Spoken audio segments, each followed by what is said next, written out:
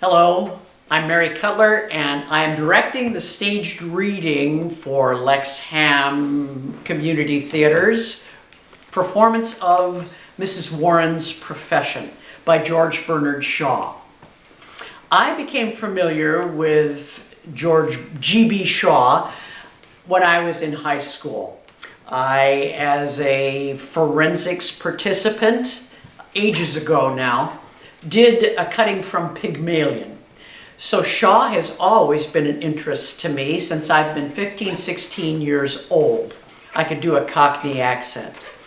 So indeed, I studied Shaw in later years, in college and grad school, etc.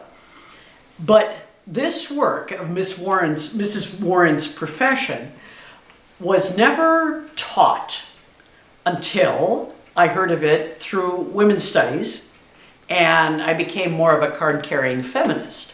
And then Mrs. Warren's Profession opened itself up to more research on my part. It was written in 1893 or 94, give or take, and then performed in London in 1902. So approximately 10 years after it was written, it was only performed in a private club. It was so sensational.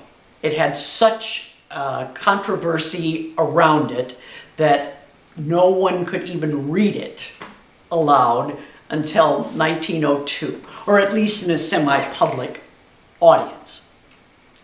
However, in 1925, London finally received a performance of Mrs. Warren's Profession. However, New York had a performance of it in 1905, 20 years before a total London performance. And indeed, the police arrested the cast and the crew and took them into jail right on the spot.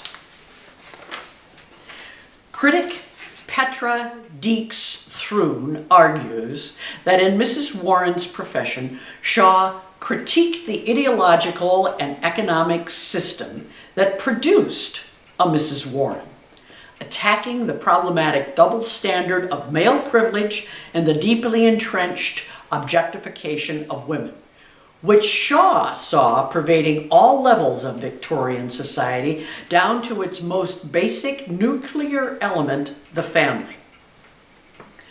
A madam, a very successful chain of brothels, pleads her case particularly to her own sheltered, academically successful, and independent daughter on a mother-daughter visit after she graduates from college, university, and is accompanied by Mrs. Warren's entourage. That is the play that we deal with. Within the drama, Shaw shows the ways in which gender, capitalism, and ethics mix and mingle to produce Victorian society, and I might say issues of which still remain unclear today in 2021. Come and see the excellent talent that has been accrued for this production, and a play that remains one to be discovered and critiqued and performed, hopefully for the ages.